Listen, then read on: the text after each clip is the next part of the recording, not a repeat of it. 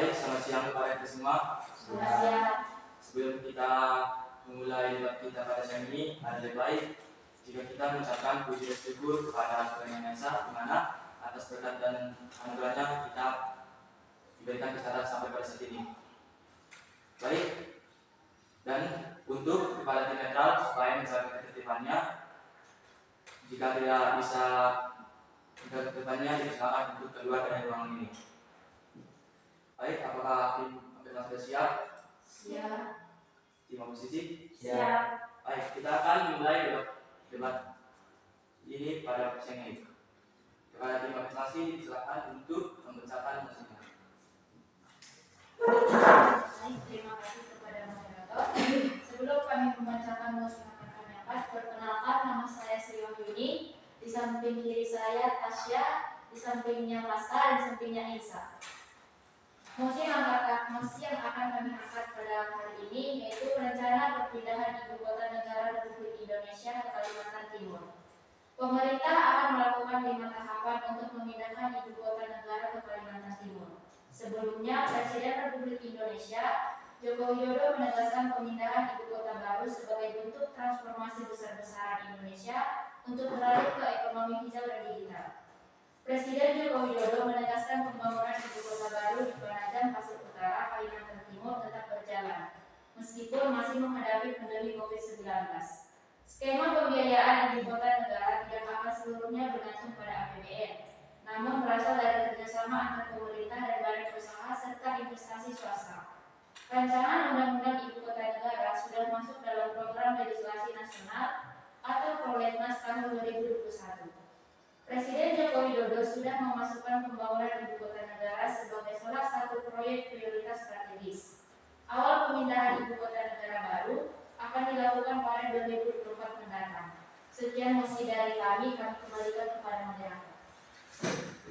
Baik, kepada tim oposisi, kami silakan waktu untuk menanggapi mosi yang diberikan dari teman-teman. Kami silakan.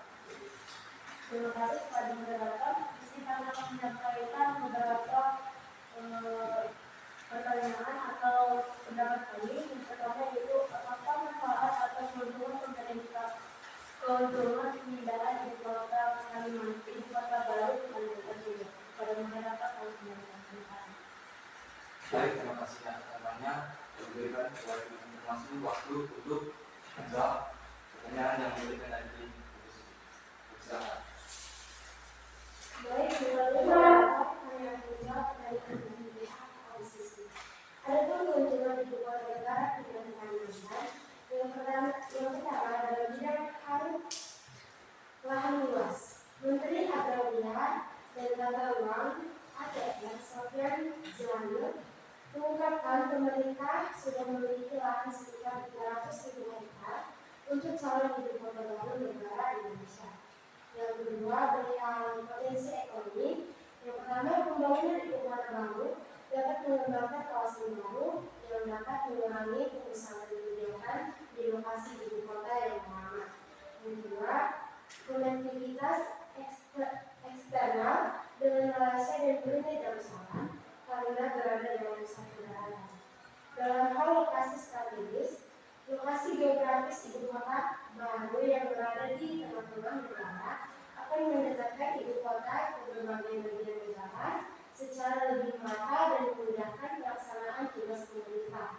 Dalam hal relatif aman dari bencana alam, posisi yang jauh dari batas renteng sehingga tidak ada sesar aktif yang besar.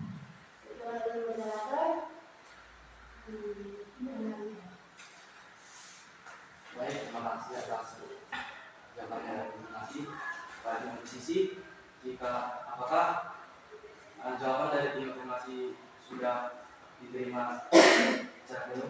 Jika masih belum, kami silakan.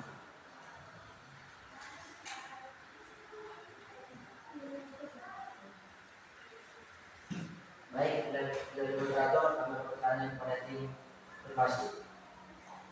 Pertanyaan kami adalah bagaimana cara mengatasi ekosistem di Kalimantan Timur jika pembangunan ibu kota baru dipindahkan. Terima kasih, kami berikan kepada moderator. Baik, terima kasih kepada tim afirmasi kami berikan waktu untuk menjawab dari tangan dan tim oposisi. Terima kasih melalui moderator menjawab dari kami akan menjawab pertanyaan dari tim oposisi. 80% wilayah ibu kota baru akan tetap jadi hutan. Sebagaimana Menteri Perencanaan Pembangunan Nasional mengatakan, menjelaskan lahan yang digunakan dalam proyek pembangunan ibu kota baru 250.000 hektar akan digunakan dalam proyek pembangunan ibu kota baru. 199.000 hektar dikembangkan sebagai daerah pembangunan. Namun ia mengatakan hanya 20% dari 256.000 hektar lahan yang akan dikembangkan untuk proyek pembangunan. Sedangkan 80% sisanya akan tersisa sebagai kota hutan. Sekian dari kami, kembalikan kepada moderator. Baik, tim oposisi, apakah masih ada pertanyaan atau sudah menerima jawaban dari tim afirmasi? Kami silakan. Melalui moderator, kami ingin bertanya, apa pendapat penduduk Kalimantan jika dilakukan perpindahan ibu kota baru? Baik, terima kasih melalui moderator. Baik, kepada tim afirmasi, kami silakan waktu untuk menjawab pertanyaan dari tim oposisi. Baik, dari moderator kami akan menjawab pertanyaan dari oposisi. Dikutip kepada masyarakat Kalimantan Timur, 100% mendukung pembangunan IKN. Menurut beberapa kepala tokoh masyarakat, Sultan Kutai Kartanegara atau Muhammad Arifin, kami atas nama Sultan Kutai Kartanegara mendukung penuh 100% di adanya pembangunan IKN saat ini. Kedua, Sultan Pasar atau Muhammad Jalawi, Sultan Pasar yang jalan antusias IKN dan kami memohon segera dibangun ibu kota negara baru ini. Dan ketiga, kepala adat Dayak Kenya atau sebelum menyangkut IKN, kita menerima dengan semangat IKN ini. Sekian dari jawaban kami yang sangat kepada moderator. Baik, terima kasih atas pertanyaan dan informasi kepada tim oposisi. Jika masih ada pertanyaan, silakan waktu.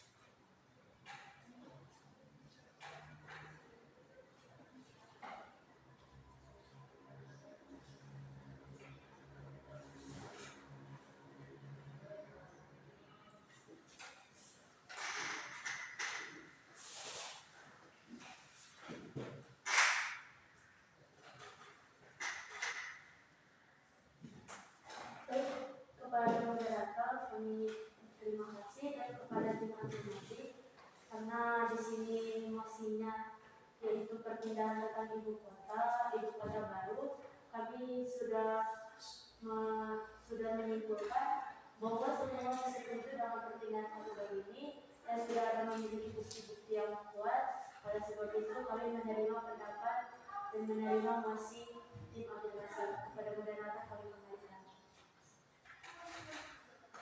Baik, dari tim oposisi sudah merasa puas.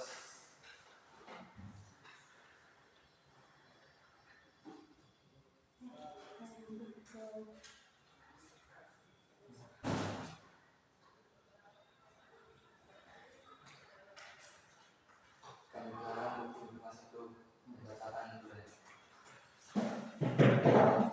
Baik, terima kasih kepada moderator. Di sini kami akan membacakan mulai dari debat yang terlaksana hari ini. Hari atau tanggal Rabu 23 Februari 2022, waktu 11.40 sampai jam 11.55. Mosi rencana perpindahan ibu kota negara Republik Indonesia ke Kalimantan Timur. Tim afirmasi Sriwayuni Saragi, Tasya Desyantika Purba, Tim Safitri Natalia Saragi, Dewanisa Kastawi Bakahan.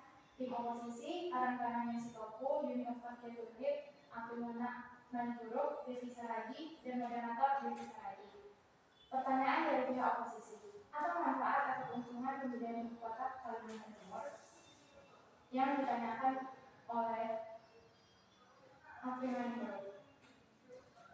Jawaban dari pihak afirmasi. Untungnya adalah dalam lahan luas, pemerintah sudah memiliki lahan sekitar 300.000 hektar untuk calon ibu kota baru negara Indonesia.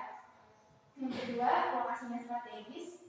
Yang ketiga, potensi ekonomi yang baik. Dan yang keempat, relatif aman dari bencana alam.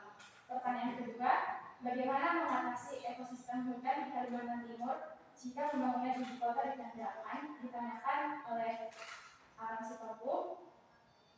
Jawaban dari pihak afirmasi, 80% wilayah ibu kota baru akan tetap dijadikan hutan.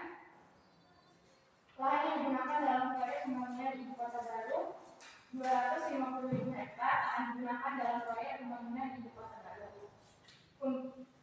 199.000 hektar dikembangkan sebagai daerah pembangunan, namun dia menyatakan hanya 20% dari 256.000 hektar lahan yang akan dikembangkan untuk proyek pembangunan. 80% sisanya akan tersisa sebagai hutan. Pertanyaan ketiga dari pihak oposisi, apa pendapat penduduk Kalimantan Timur jika dilakukan perpindahan ibu kota baru? Ditanyakan oleh Yuni Octavia Joseph. Jawaban dari pihak afirmasi. Yang pertama adalah jawaban dari Sultan Kutai Kartanegara yang merupakan salah satu tokoh masyarakat dari Kalimantan Timur, menyatakan kami atas nama Sultan Kutai Kartanegara mendukung penuh 100% gerakannya pembangunan IKN saat ini. Kemudian ada Sultan Pasir menyatakan Kesultanan Pasir menyambut dengan antusias IKN dan kami memohon segera dibangun ibu kota negara baru ini. Dan yang terakhir dari kepala adat Dayak Kenya menyatakan menyangkut IKN, kita menerima dengan senang hati IKN ini. Pihak oposisi juga menerima dengan puas jawaban dari pihak afirmasi. Sekian pertanyaan dari kami kembalikan kepada moderator. Baik, terima kasih kepada tim informasi dan tim musisi. Saya anggap debat ini sudah selesai. Karena tim informasi dan tim musisi sudah setuju akan hal itu. Akhir kata, saya ucapkan terima kasih kepada kedua tim.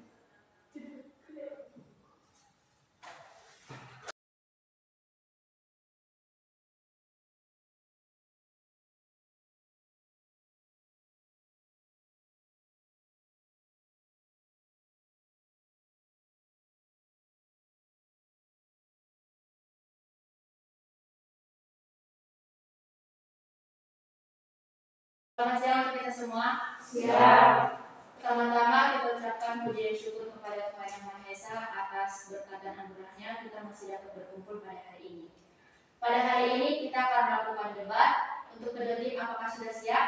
Siap. Dan untuk kepada tim netral untuk menjaga sikapnya. Untuk tim afirmasi, kami berikan waktu dan kesempatan untuk membacakan mosi. Terima kasih kepada moderator. Di sini kami akan memperkenalkan diri kami. Perkenalkan, nama saya Primana Rubiatina Juro. Dari sebelah kanan saya ada yang bernama Devi Saragi. Sebelah kiri saya Yuni Jordan dan sebelah Yuni ada Alam Sitopu.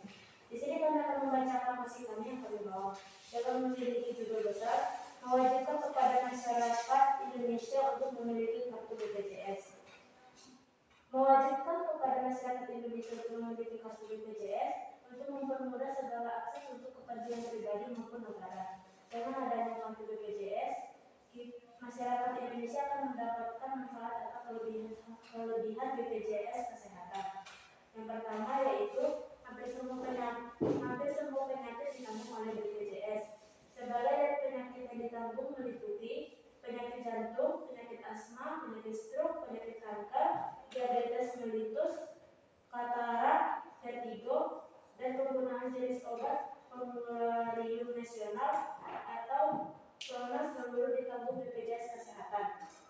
Yang kedua adalah iuran bulanan kepesertaan yang terjangkau. Dan yang ketiga, sistem pembayaran yang mudah. Dan keempat, tidak membutuhkan media check up untuk bisa menjadi peserta BPJS. Yang kelima, menjamin kesehatan seumur hidup. Yang keenam, tak ada ketentuan preeksisting konstituen, dan yang ketujuh berhak atas manfaat pelayanan kesehatan tingkat pertama atau yang disebut dengan PKTP. Dan yang kedelapan adalah berhak atas manfaat rawat jalan tingkat pertama atau disebut juga dengan RJTP. Yang kesembilan adalah berhak atas manfaat rawat inap tingkat pertama atau yang disebut dengan RITP. Dan yang ke-10 adalah berhak atas manfaat pelayanan kesehatan rujukan tingkat lanjutan atau disebut dengan FKRPL. Dan yang ke-11 adalah berhak atas manfaat rawat jalan tingkat lanjutan atau yang disebut dengan RJTL. Yang ke-12 adalah berhak atas rawat inap tingkat lanjut atau yang disebut dengan RITL. Kepada cukup sekian tentang masih kami serahkan kepada moderator. Terima kasih. Baik, terima kasih kepada tim afirmasi yang sudah mengutarakan pernyataan hasilnya. Kepada tim oposisi, apabila ada pertanyaan, silakan kami berikan waktu dan kesempatan. Baik, melalui moderator, kami akan memberikan pertanyaan kepada tim masing-masing. Apa saja syarat yang harus diikuti oleh masyarakat untuk membuat data BPJS tadi? Kami memberikan kepada moderator. Baik, terima kasih. Untuk kepada tim afirmasi, kami persilakan untuk menjawab pertanyaan dari tim oposisi. Kami persilakan. Baik, menjadi moderator, saya akan menjawab pertanyaan dari tim oposisi. Syarat menuju BPJS Kesehatan yang pertama adalah fotokopi keluarga, yang kedua fotokopi kartu tanda penduduk, yang ketiga nomor HP, yang keempat NPWP, yang kelima fotokopi halaman pertama bukti tabungan menggunakan rekening seluruh kepada keluarga atau salah satu keluarga.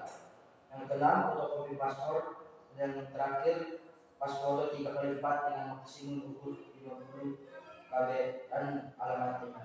Terima kasih telah memberikan kepada moderator. Baik, terima kasih kepada tim afirmasi. Kepada tim oposisi, apakah sudah merasa puas dengan jawaban dari tim afirmasi?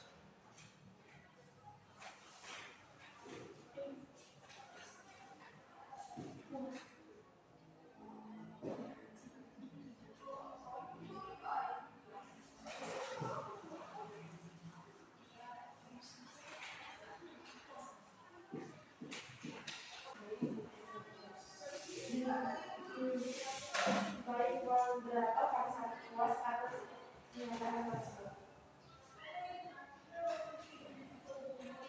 Kedua kami akan memberi pertanyaan kepada tim konfirmasi, yaitu bagaimana dengan persyaratan yang telah mampu untuk membuat kartu BPJS, sedangkan mereka harus mengikuti syarat-syarat seperti itu. Terima kasih.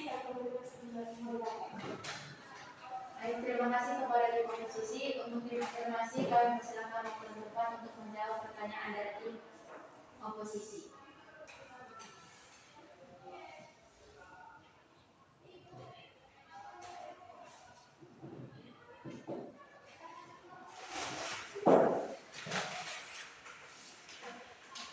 Kepada moderator, kami terima pendapat atau pertanyaan dari tim oposisi.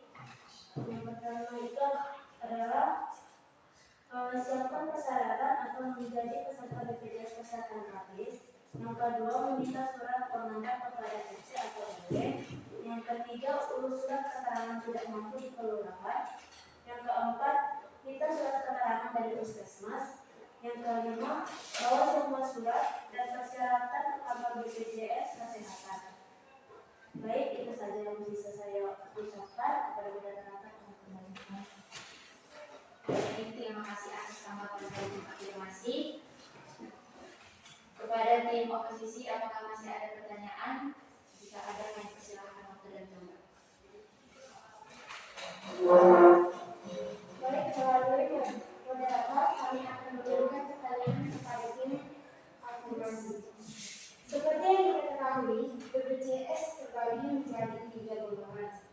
Berapa tarif iuran BPJS masing-masing golongan setiap bulannya? Baik, melalui moderator kami. Terima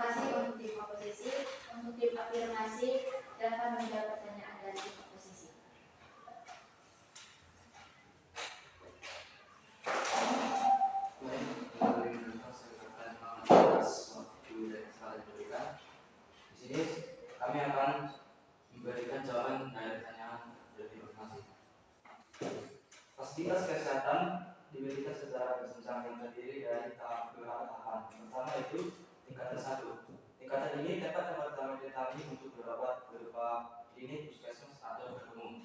Yang kedua adalah tempat yang didatangi berdasarkan rujukan fasilitas kesehatan tingkat 1 berupa dokter spesialis. Dan yang terakhir tingkat ketiga yaitu tingkat 3 kelanjutan. Tempat yang didatangi berdasarkan rujukan fasilitas kesehatan tingkat 2 berupa dokter subspesialis.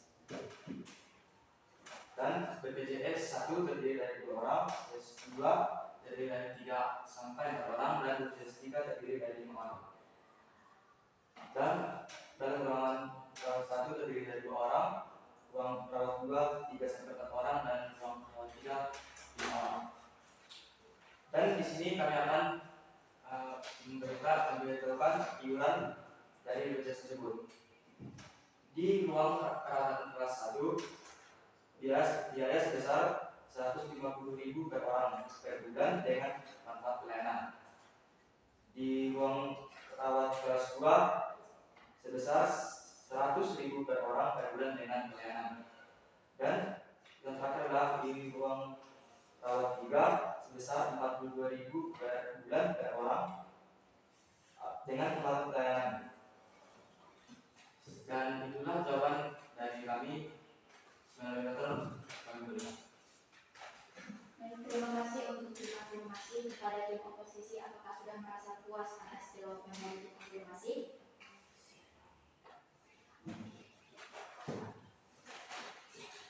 Melalui moderator, kami akan memberikan bahwa kami sudah puas akan tim afirmasi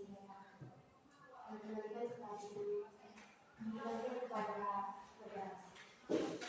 Terima kasih untuk tim oposisi. Kepada tim afirmasi, kami berikan waktu dan tempat untuk membacakan hasil dari debat hari ini.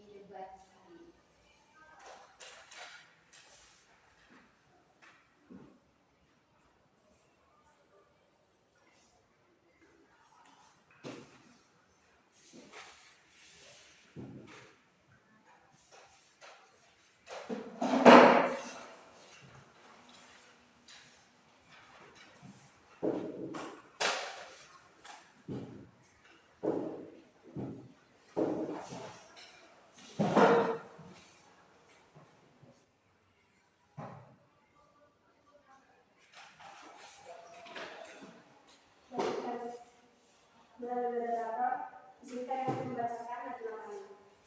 Hari tanggal Rabu 23 Februari 2022, waktu jam 12 sampai 12.19.